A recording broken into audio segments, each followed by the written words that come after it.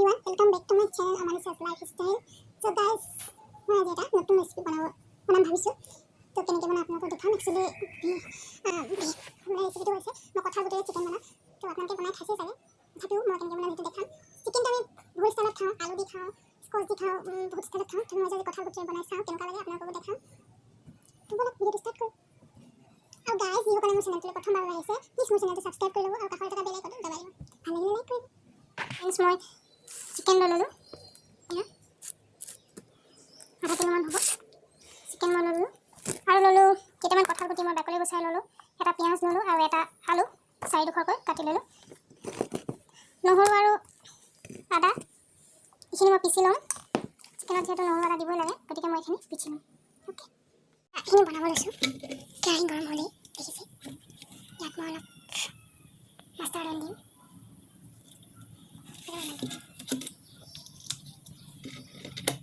তেল গৰম হওক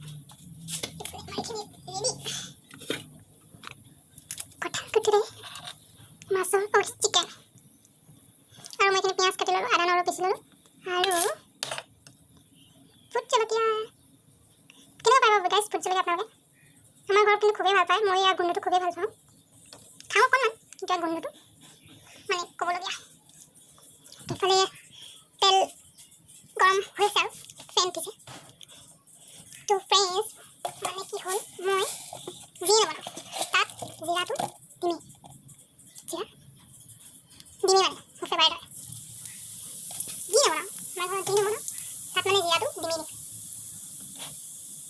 আপোনালোকৰ খাব স্বাস্থ্যৰ কাৰণে খুব ভাল হয় মোৰ চব্জি মই যি চব্জি বনাওঁ তাততো জিৰাটো পাবই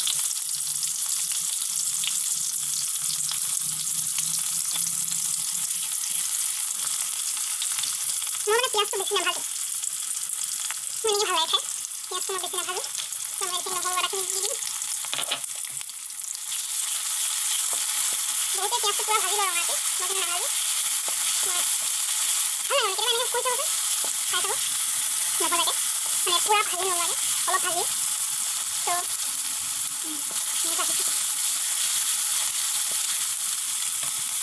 মই কোনোবা চিকেনৰ ষ্টাইলটো চিকেনখিনি দি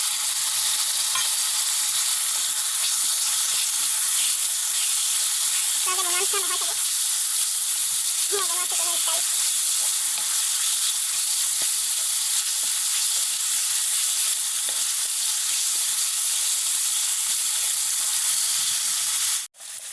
তো মই ইয়াত এনেকৈ অলপ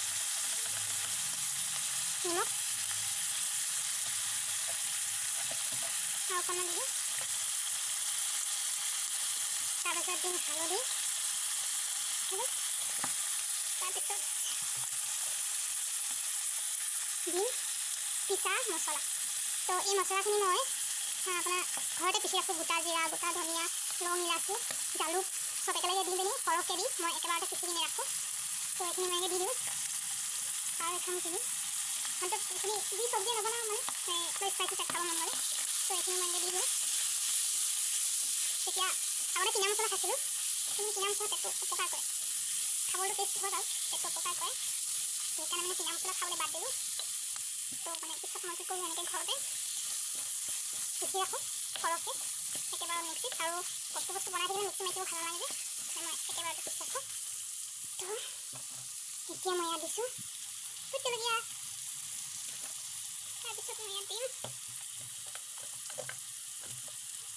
এটা আলু চাৰিডোখৰ কৰি ল'লোঁ সৰু চাইজৰ আলু তাৰপিছত মই ইয়াত দিম কঁঠাল গুটি আমাৰ স্পেচিয়েল এইটো হয় কঁঠাল গুটি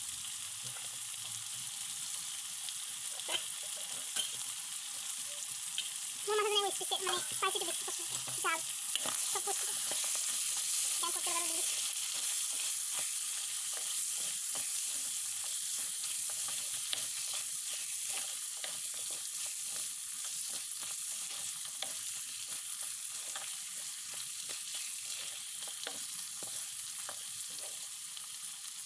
ঢাকন লগাই দিওঁ আৰু গেছৰ ভলিউমটো কমাই দিওঁ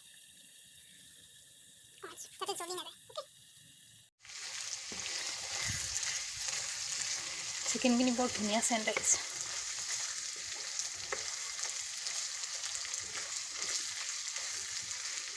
অলপ অলপ কেৰাহীত লাগি ধৰিছে। মইতো অলপ পানী দি দিওঁ, কিন্তু আলু সিজি যেনে ফাৰ্ষ্ট টাইম চাই লওঁ।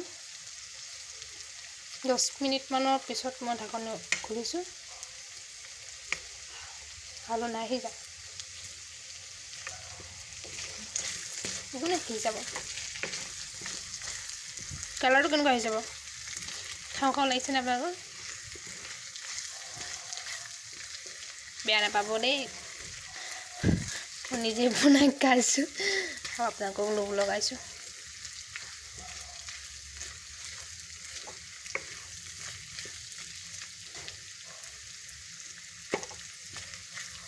আলু অলপ ভিজিছে, ধুই গৈছে, কেৰাহীত লাগি গৈছে। তো মই অলপ পানী দি দিওঁ। সেইখিনি মছলা পিছা পানী আছিলে ইয়াতে, সেইখিনি মই দি দিওঁ। দাইল আছে, বেছিকৈ গ্ৰেভি নবনাওঁ।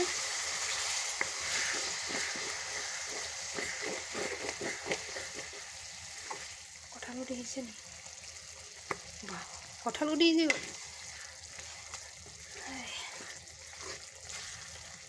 অকণমান পানী এড কৰিম, বহুত বেছি নিদিওঁ, আলুখিনি সিজিব কাৰণে লাগিব। গতিকে মছলা পিছা গ্লাছটোতে অলপ পানী দি দিওঁ, আধা দিম, তাত বেছি নিদিওঁ।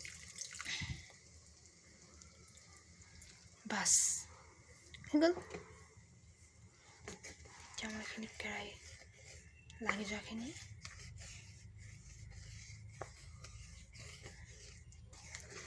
পানীটো দিলে মানে কেৰাহীত যিখিনি লাগি ধৰে নহয়, সেইখিনি এৰাই আহে মানে।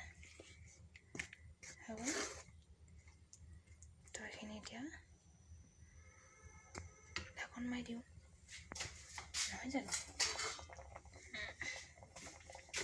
ঢাকন মাৰি দিওঁ, এবাৰ খাবলৈ হৈ যাব।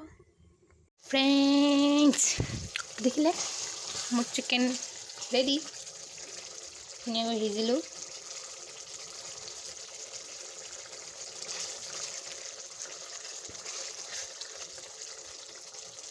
কালাৰটো বহুত ধুনীয়া হৈছে, সিজিলেও চব। এইখিনি মই নমাই ৰাখি দিওঁ।